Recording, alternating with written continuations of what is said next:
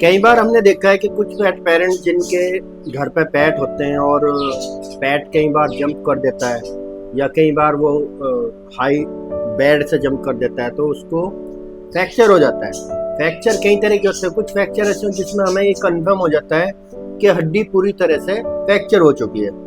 कई बार ऐसी स्थिति होती है कि हड्डी में नॉर्मली बाल सा आ गया और उसके बाद वो कंफर्म नहीं हो पाता कि टांग टूट गई या फिर कितना फ्रैक्चर है। तो उसमें पेट पेरेंट्स कुछ उस टाइम पे ऐसी लापरवाही कर देते हैं कि ऐसे ये नॉर्मल है और घर पे ही दवाई कर लेते हैं या फिर पट्टी बांध देते हैं। तो ऐसे में क्या होता है, जब हम जितना हम डिले करते हैं वो कैल्शियम वहां से निकल के और दूसरी जगह जम जाता है जिसमें डॉग को पेन रहना शुरू होता है। वो काफी लंबे टाइम के लिए पेन रहता है।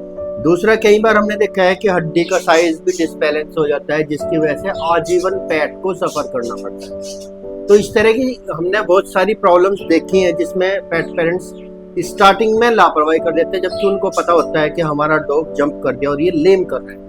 तो उसको एंटीपायरेटिक दवाई देते रहते हैं कि ठीक हो जाएगा ठीक हो जाएगा। पर मैं आपको बता दूं कि आपको इस तरह की बिल्कुल भी मिस्टेक नहीं करनी है।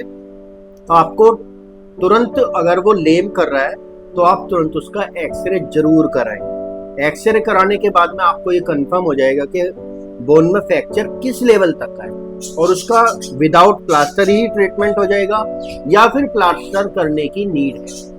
तो डियर पेट पेरेंट्स, आपको ये गलती बिल्कुल भी नहीं करनी। अदरवाइज कई बार हमने ऐसा देखा है कि हमारे पेट्स को आजीवन प्रॉब्लम भुगतनी पड़ती है। वो लेम का शिकार हो जाते हैं, परमानेंट उसको लेम रहता है, पेन रहता है, वो खाना भी खुशी से नहीं खा पाता, बुझा बुझा से रहता है।